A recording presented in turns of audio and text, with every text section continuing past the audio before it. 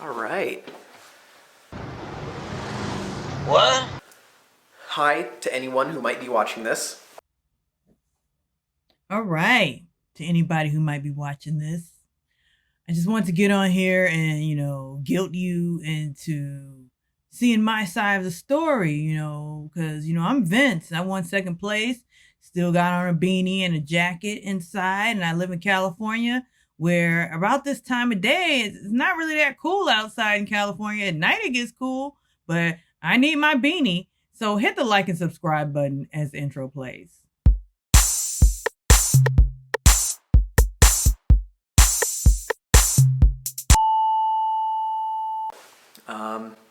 Kind of just felt like filming a video, kind of like my own little personal DR session.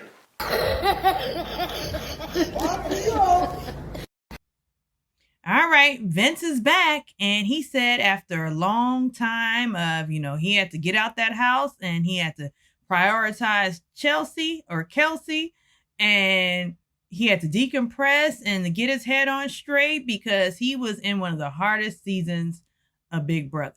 Talk a little bit about Big Brother. There's been, I guess, some pretty interesting stuff about me online.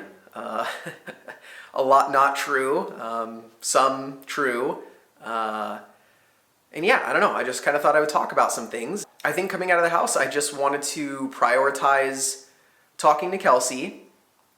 I wanted to prioritize getting my head on straight and decompressing and processing everything that I just experienced for the past 3+ months.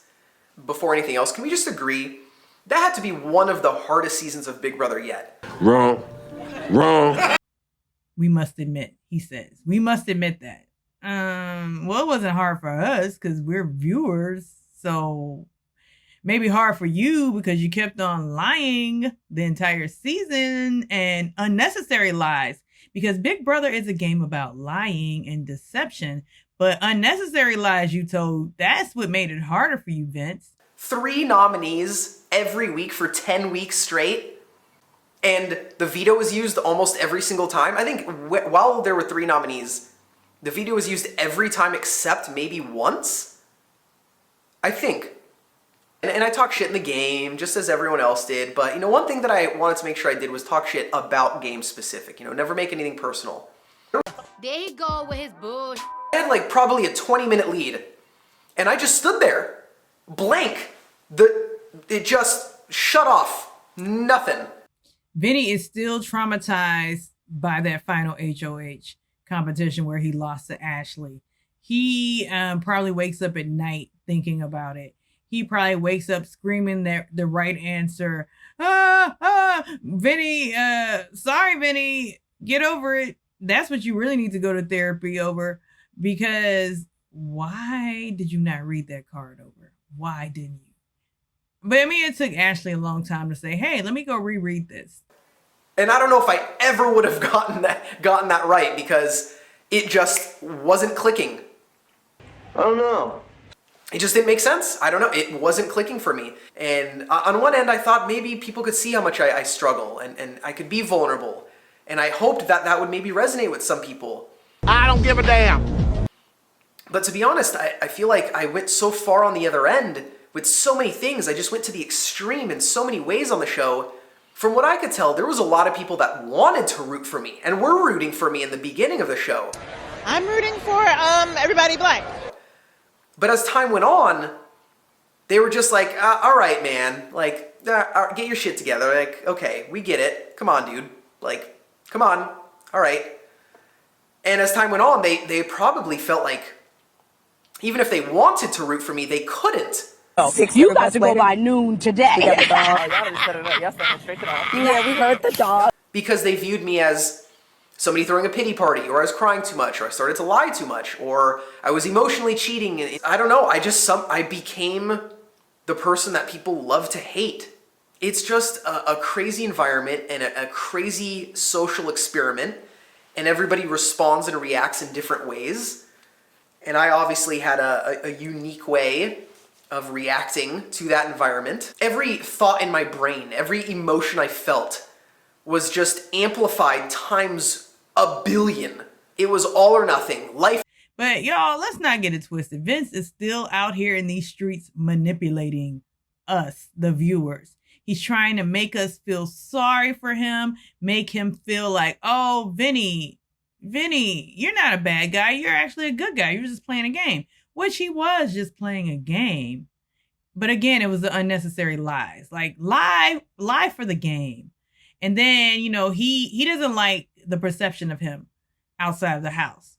He got outside the house and he watched the show like many of them do. And he looked at clips like we all do. And he saw what people were saying about him. And now he's ready to speak on it on his brand new YouTube channel. Well, I don't know if it's brand new. It's the first time I've ever seen it in my feeds. But he's now at like 30,000 views. So maybe Vinny has a new career in YouTubing like the rest of us. Hold on to that experience for so long that I would do anything and everything possible to just make it one more week at a time, one more week. I feel like I kind of played the game more of the mindset of don't go home as opposed to do everything I can to win, if that makes sense. It's like that saying of trying to desperately hold on to something is like squeezing sand. Huh? Or like if you grab a handful of dry sand at the beach and you squeeze the sand, it's gonna pour out between your fingertips. And that's kind of like how my game was. The tighter I tried to squeeze and hold on to that game, the more damage I did and the more the game got away from me. And the more difficult I made it for myself, honestly. I just did, and the more the game got away from me. And the more difficult I made it for myself, honestly. I genuinely think I would have had such an easier time if I just cared a little less.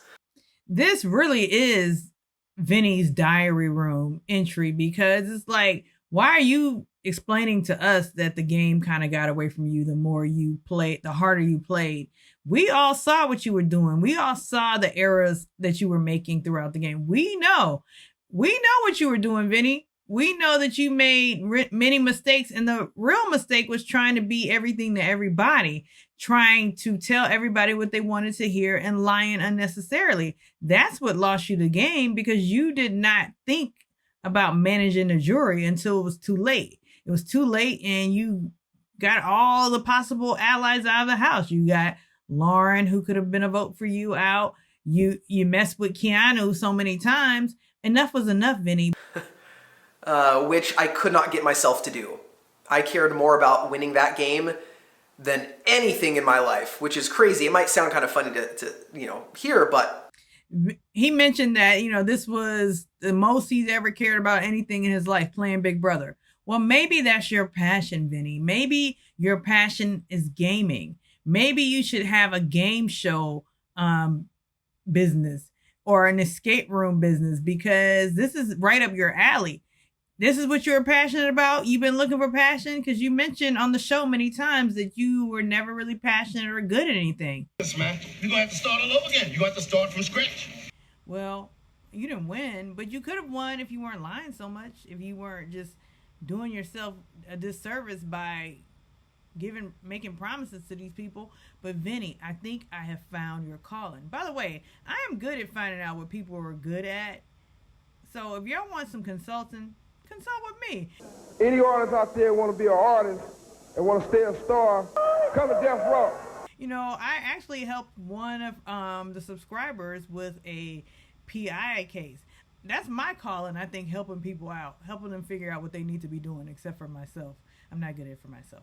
People tell me things. I guess I have a face you can trust. Anyhow, Vinny is reverse engineering this game. He sat back in the cut, watching everything, supposedly getting his mental health straight, talking to Kelsey, trying to get her to forgive him. But really what he's been doing is temperature checks to see when it's a good time for him to pop back out and show people. When is it a good time for me to talk? Has it cooled off yet? And he wants to control the narrative. That's all Vinny wants to do, is control the narrative, which was his game. He wanted to control everything. Vinny's a control freak, hence why he probably hasn't made it in careers, because he wants to be in control. that's how I felt. I do wonder that if ever given the opportunity to play again, how different would my game be? Knowing now what I've learned and having experienced everything that I have, I've gotten the full Big Brother experience. I'm very curious how I would react having learned what I know now, what I didn't know then. Not a damn thing. That made sense. I like to think I would play totally different, but I think something else that I've learned about myself is that I don't know how I'm going to react if I'm ever on another reality show. Now, where I will give Vinny credit is he was owning his role, taking responsibility and accountability, you know, everybody's favorite word, accountability for what he did with his relationship while in the house, how he disrespected his girlfriend in the house. He didn't use that word, but he realized how it could look.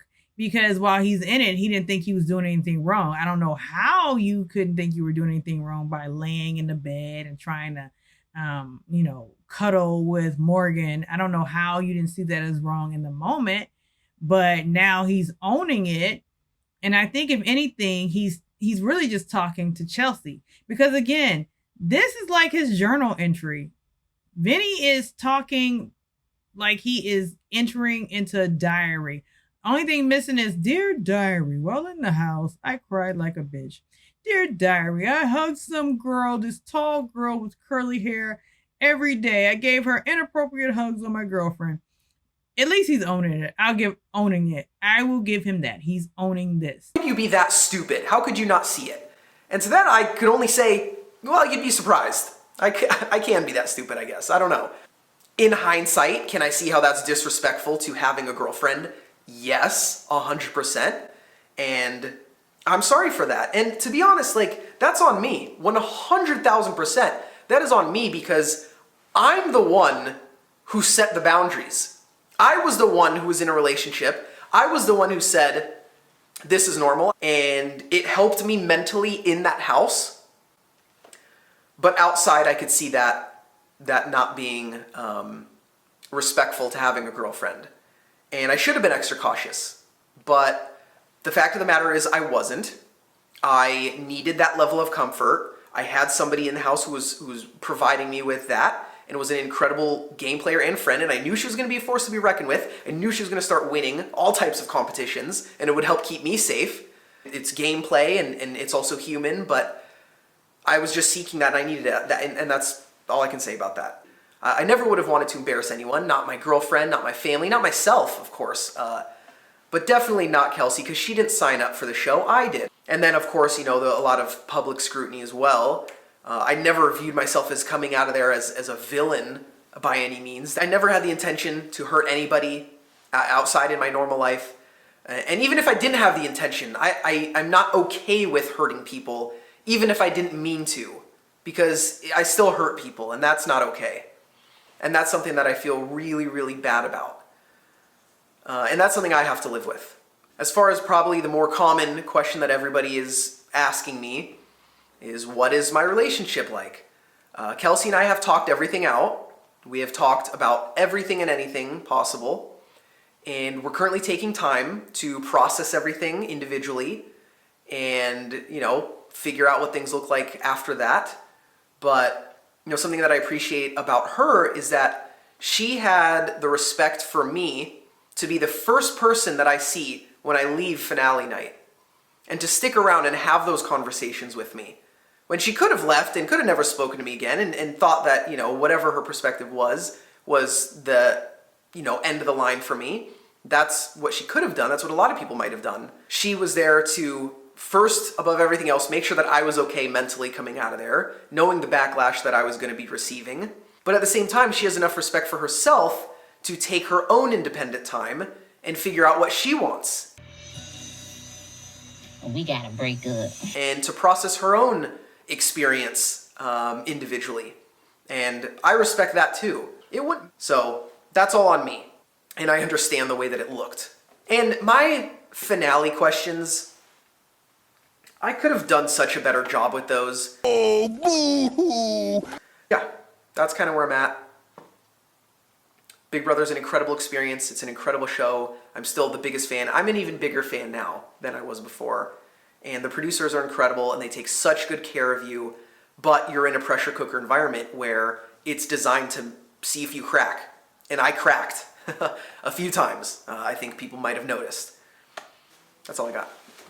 But what you're not going to do, Vinny, is act like you weren't crying because you're not a little weenie. Because we heard you on those late nights with Morgan, you know, saying how you weren't good at anything and I've never been good at anything and how you're a bitch ass to Keanu.